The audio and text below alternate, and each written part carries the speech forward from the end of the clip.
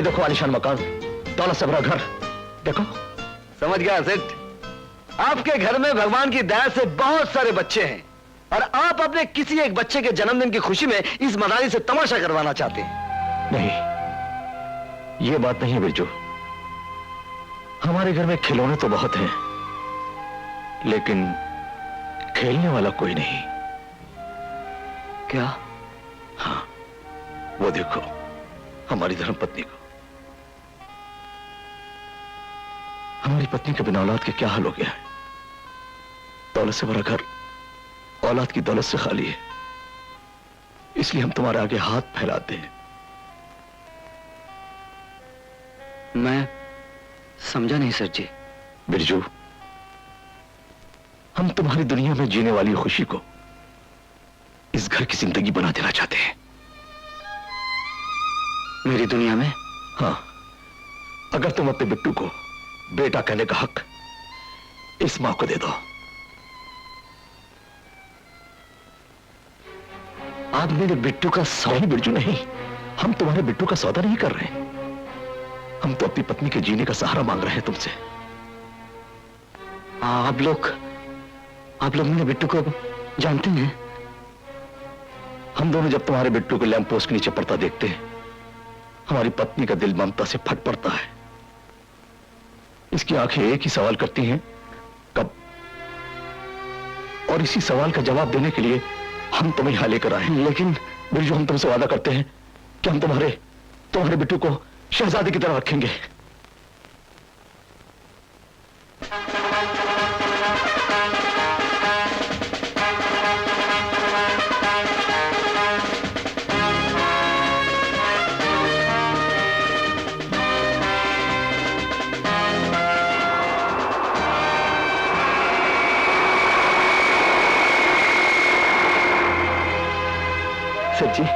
Sir जी, कहीं आप इस मदारी से फुटपाथ वाला नाटक तो नहीं कर रहे हैं?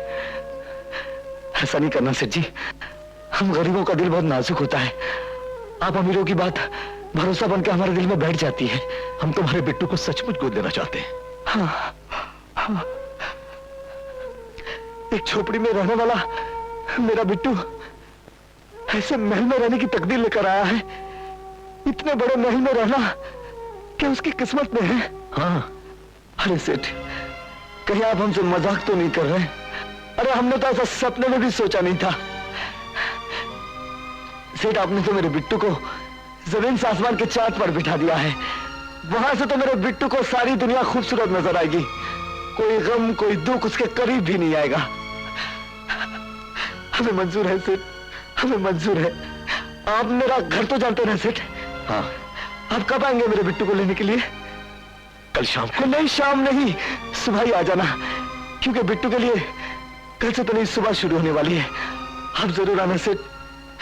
पता नहीं सूरज निकलने के इंतजार में मेरी रात कैसे गुजरेगी। आप जरूर आना सेठ। मैं बिट्टू को बिल्कुल तैयार रखूंगा, बिट्टू को बिल्कुल तैयार रखूंगा सेठ। और एक विनती है, जब मेरा बिट्टू बहुत बड़ा बन जाएगा ना, तो ये मदारी अपना परिवार लेकर उससे मिलने आएगा। आप कहना, दूर जो वो मदारी खड़ा है ना, वो तेरा बाप है। नहीं, उस वक्त बाप अच्छा नहीं लगेगा। वो बहुत बड़ा आदमी बन गया होगा ना। आप कहना, वो जो गरीब आदमी है ना, वो तेरा नौकर था, उसने तेरी परवरिश की थी। हम दूर से उसे देखकर चले जाएंगे।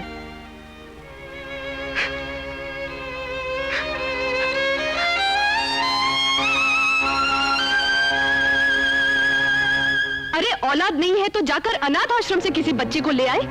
हम अपने पिट्टू को क्यों देंगे? इसी में उसकी भलाई है अनिता जी। कैसी भलाई? मैं बिट्टू को ले जाने नहीं दूंगी। बिट्टू वहां खुश रहेगा अनिता जी, तुम समझती क्यों नहीं? यहाँ भी खुश है।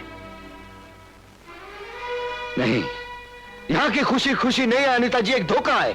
और ये वो धोखा है जो हर गरीब बच्चे में होता है। थोड़ी सी चॉकलेट और थोड़ा सा प्यार मिले से वो समझता है उसे दुनिया की सारी खुशियां मिल गई। लेकिन बचपन की खुशियों के सहारे कोई अपनी जिंदगी जी नहीं सकता अनिता जी। उसे बड़े स्कूल, बड़े कॉलेज में पढ़ाकर हम उसे कभी बड़ा आदमी नहीं बना सकते, क्योंकि अपनी उतनी हैसियत ही नहीं है। इसीलिए तुम उसे बेच देना चाहते हो, उसका सौदा करना चाहते हो।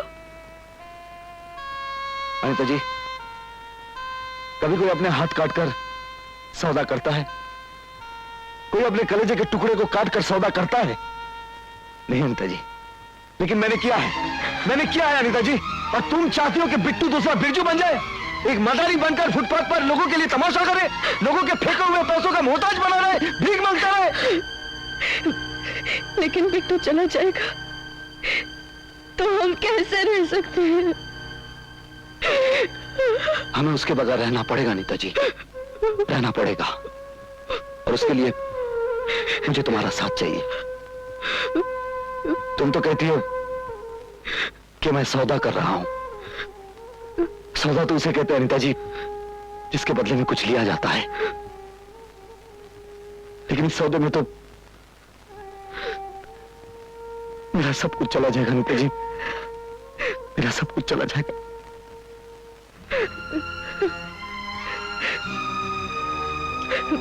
कल जब वो लोग उसे लेने आए, तुम्हारी आंखों में आंसू नहीं होने चाहिए।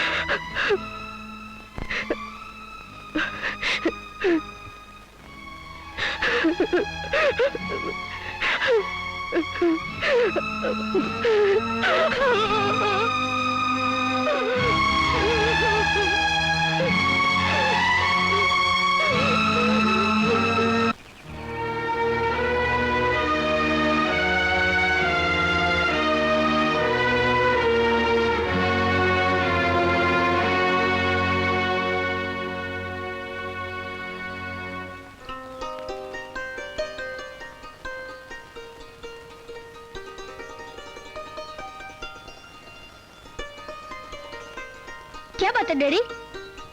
आज मुझे नहलाकर नए कपड़े पहनाकर कहीं बाहर ले जा रहे हो?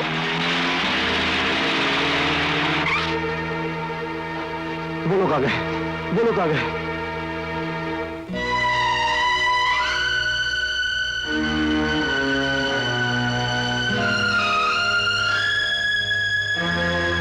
आइए साहब, आइए आइए, चलो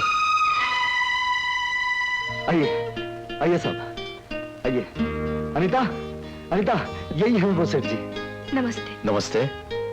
नमस्ते। नमस्ते। देखो बेटा, हम तुम्हारी कितनी सारी चीज लेकर आए हैं। ये लो। अरे बाप रे बाप, आज तक किसी ने तमाशा देखकर भी इतनी सारी चीजें नहीं दी। हाँ बेटे, कल तक तुम्हारे पास एक गरीब बाप था जो तुम्हें ना कुछ दे सकता था, ना तुम्हारी तमन्नाओं को पूरी कर सकता था। मगर आज ऊपर वाले ने तुम्हें ऐसे माँ बाप दिए जो तुम्हारी आंखों में कभी आंसू नहीं आने देंगे। क्या मतलब? मतलब ये बेटे, तुम इस मिट्टी के झोपड़े से निकलकर सोने चांदी की उन दीवारों में पहुंच जाओगे जहां पहुंचने वाली की किस्मत सोने के